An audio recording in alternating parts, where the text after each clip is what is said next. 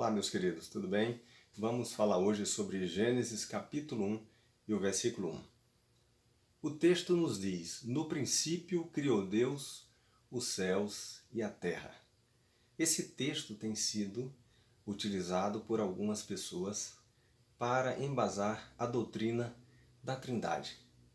Mas aqui convém perguntar: realmente esse texto fala para nós de um Deus triuno, de um Deus que existe em três pessoas? Qual o conceito judaico? Qual o conceito cristão?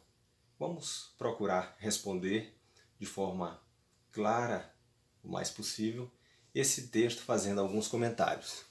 E eu quero iniciar falando e procurando explicar esse texto para vocês a partir do texto hebraico. Vamos fazer uma consulta ao texto hebraico, fazer uma leitura e, na sequência, estaremos explicando o versículo 1 do livro do Gênesis. Bom, nós conhecemos muito bem a tradução do português e precisamos de fazer esta rápida consulta para tentarmos compreender e entender qual o conceito envolvido na construção desse texto. Não estaremos abordando o texto, todas as suas palavras e procurando entender o contexto cosmológico da criação. Não, nosso objetivo aqui é falarmos sobre Deus. Quem é esse Deus criador? E no sentido de interpretar a doutrina da Trindade. Existe fundamentação clara no texto de Gênesis, capítulo 1, versículo 1, isso que nós vamos estar falando. Capítulo 1 do Gênesis, no texto hebraico, eu estou com a Bíblia hebraica, a Tanar, e nós estaremos fazendo a leitura no versículo 1, que assim nos diz: Bereshit bara Elohim et hashamayim ve'et haaretz. Bom, nós temos aqui a leitura do texto hebraico, traduzido na maioria dos textos em português, como no princípio criou Deus os céus e a terra.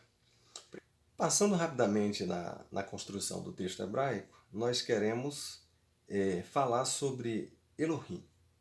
Elohim é o nome do Deus Criador, que fez os céus e a terra. Esse texto, ele mostra para nós que Elohim é uma referência à Trindade. Será que as pessoas que se embasam nesse texto estão corretas na sua interpretação? Elohim, no plural, poderia ser traduzido: no princípio criou deuses os céus e a terra? De forma nenhuma. Bom, Elohim é um título bastante utilizado. Como eu disse, existe mais de 70 substantivos individuais ou compostos que são utilizados para se referir a Deus. Nós temos Hashem, o tetragrama, que é utilizado bastante, e temos Elohim, que é utilizado para se referir a Deus em diversos textos. Antes de nos aprofundarmos um pouco mais, Elohim, ele é tido pelos hebraístas, principalmente pelos rabinos judeus ortodoxos, como um homônimo. A expressão Elohim é um homônimo que pode se referir a Deus, sendo Deus verdadeiro, pode se referir a uma divindade qualquer, como lá nos 10 Mandamentos, capítulo 20 de Êxodo, Êxodo 20, versículo 1 ao 4, nós vamos ter essa descrição sobre não termos outros deuses. E a expressão deuses lá em Êxodo, dos 10 Mandamentos: não farás para ti imagem de escultura. E ele prossegue falando: não te curvarás a elas, essas divindades, nem as servirás. A palavra deuses ali, não terá outros deuses, é Elohim, está no plural.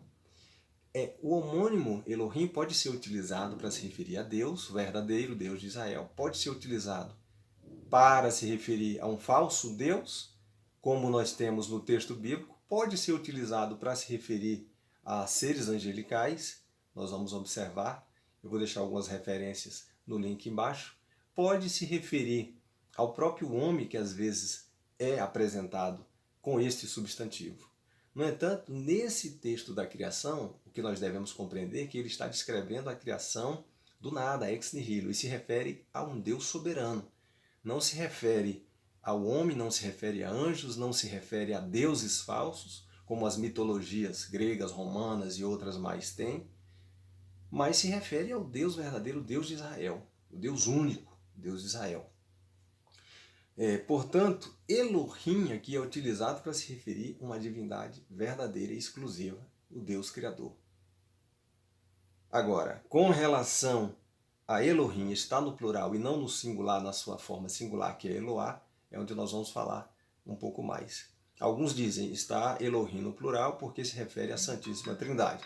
Bom, o primeiro ponto que nós devemos observar aqui é que Elohim ele não está no plural para se referir à Trindade.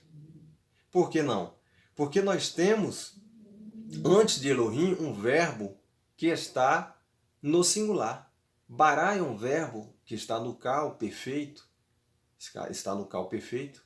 Você vai ter o verbo bará. E é uma ação acabada. E ele está no singular, na terceira pessoa do singular do cal perfeito. Se eu tenho bará no cal perfeito na terceira pessoa do singular, ele criou. Ele quem? Elohim. Elohim criou. Criou o quê? Os céus e a terra. Elohim, o Criador, nesse texto, ele é apresentado para nós como um Deus soberano, que tem todo o poder, que cria a partir do nada todas as coisas.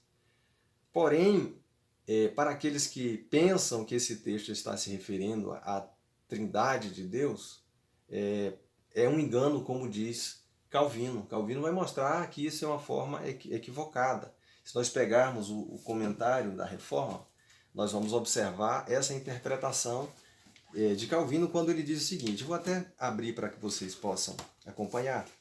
Mas, uma vez que tal prova me parece tão insubstancial para a questão tão grandiosa, eu não faria desta palavra o fundamento da minha opinião.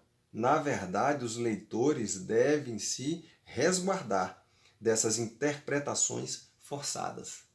Então, um dos reformadores, João Calvino, diz isso. E João Ecolampádio diz assim, com base neste princípio, muitos buscam comprovar o mistério da Trindade, forçando, né?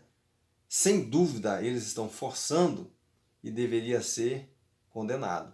Esta forma forçosa deve ser condenada. Então, citei pelo menos dois pais da Reforma. Bem, citamos aqui dois reformadores que têm a opinião de que não podemos forçar nesse texto uma crença na doutrina da Trindade, porque Gênesis, utilizando Elohim no plural, não se refere a uma triunidade de Deus. Bem, eu tenho Elohim, que é o Deus Criador, que está no plural. Mas eu tenho antes de Elohim um verbo, bará. E o verbo bará, como já dissemos aqui, ele está no singular, na terceira pessoa do singular. Todas as vezes que o verbo aparecer no singular e o substantivo no plural, no texto hebraico, isso se refere a um plural majestático. Os gramáticos dizem que o verbo estando no singular e nós tendo no texto um substantivo no plural, isso aponta para um plural de majestade. Isso está entendido como um plural de majestade. Então é chamado por especialistas, tanto no conceito cristão, vários especialistas na área bíblica em Gênesis vão demonstrar isso, que esse texto está utilizando uma expressão para se referir a Deus como majestade. Portanto, criou Deus. É uma expressão para se referir ao Deus majestoso. Elohim é um plural majestático, em outras palavras. Vale comentar ainda que esta expressão Elohim, que está sendo utilizado como plural majestático, ele é traduzido nas nossas versões bíblicas, todas elas traduzem no singular. Isso é bem verdade. Se nós pegarmos uma versão, a primeira versão do Antigo Testamento, que foi traduzida por volta do ano 250, 200 a.C., a Septuaginta, ela traduziu este versículo da seguinte maneira: Enarche epoiesen hotheos ton uranon kaitengen.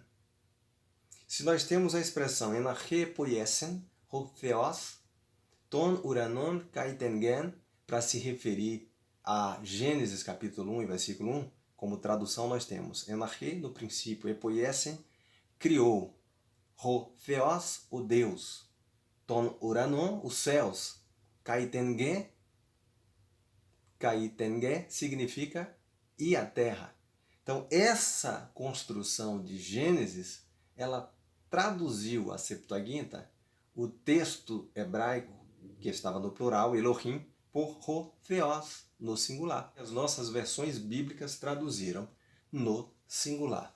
Então, nós não temos uma base para a doutrina da Trindade no versículo 1 do livro do Gênesis, porque quando ele está se referindo que no princípio Deus criou os céus e a terra, ele está falando de forma a apresentar para nós a majestade e a soberania de Deus. Isso fica bem claro por muitos especialistas em língua semítica, como é o caso aqui do Gênesis capítulo 1, versículo 1. Então, essa construção Elohim aparecendo no plural com o verbo no singular, precedido de um verbo no singular, aponta para a majestade de Deus. É um plural majestático, sem sombra de dúvida, neste texto. Portanto, ele não é base para a doutrina da Trindade. Aí você pode dizer, mas a doutrina da Trindade não é correta? A doutrina da Trindade ela é correta, perfeitamente cabível, de acordo com os outros textos da Escritura Sagrada. Por exemplo, se nós temos este texto e ele apresenta para nós Deus como majestoso, nós entendemos aí que ele não se refere à Santíssima Trindade, mas nós podemos observar a inferência de que a presença da Trindade estava neste momento da criação. É totalmente diferente nós forçarmos o texto, como diz Calvino e Ecolampádio, e outros especialistas, compreendendo essa questão de Gênesis versículo 1 como um plural majestático. Vamos observar o seguinte, ainda que Gênesis 1.1 não seja base sólida para a doutrina da Trindade, a doutrina da Trindade vai ser revelada de forma mais clara no Novo Testamento. No Novo Testamento, claramente a doutrina da Trindade fica manifesta para nós de uma vez por todas. Por quê? O contexto do Gênesis é um contexto monoteísta e é um contexto que estava sendo escrito, esse texto, no meio de uma geração politeístas, de pessoas politeístas, melhor dizendo, muitas pessoas politeístas, pessoas que acreditavam em várias divindades. Por isso, Gênesis 1 ele apresenta Deus como soberano sobre todas as falsas divindades, todos os deuses que se imaginavam existir. Porque ele é o criador dos céus e da terra. Agora, quando a gente parte para o Novo Testamento, isso se torna mais evidente nos textos do Novo Testamento. Por exemplo, João, quando ele abre o seu Evangelho, no capítulo 1 e o versículo 1, ele diz, no princípio era o verbo estava com Deus, e o verbo era Deus. Então, João usa na sua construção uma ideia muito similar ao texto do Gênesis, capítulo 1. Quando ele diz, Enarchen hologos, kai hologos em proston theon, kai theos em hologos, ele está dizendo que o verbo, no princípio, estava com Deus. O verbo, ele estava lá presente, ele estava ao lado de Deus, e ele era Deus, ou seja, a Trindade na unidade. Ainda que Gênesis 1:1 não revele para nós a presença da Trindade, nós inferimos de forma clara e objetiva a presença da Trindade na criação. Isso é diferente de nós entendermos que Gênesis 1:1 está trabalhando diretamente sobre a Trindade. Não, Gênesis 1:1 não está trabalhando sobre a Trindade. Que a Trindade estava presente no capítulo 1 de Gênesis, estava presente, porque Deus é soberano e ele é um Deus onipresente e é um Deus que existe em três pessoas, distintas com uma única essência. Pai, Filho e Espírito Santo são três pessoas distintas, mas nós sabemos que é uma única essência. É um só Deus, uma só substância, mas três pessoas distintas. No versículo 26 do capítulo 1, a Bíblia diz o seguinte, e disse Deus, façamos o homem à nossa imagem conforme a nossa semelhança. Observe que o verbo está no plural, façamos o homem, é uma referência de forma indireta a Santíssima Trindade. Não é uma referência aos seres angelicais, porque nós não vamos achar em momento algum a Bíblia dizendo que os anjos são criadores. O judaísmo diz que isso é uma referência aos anjos que estavam com Deus, por isso Deus diz, façamos. Não. Esse texto é uma referência à Santíssima Trindade. Assim nós concluímos Gênesis 1:1, mostrando que Elohim é um plural majestático.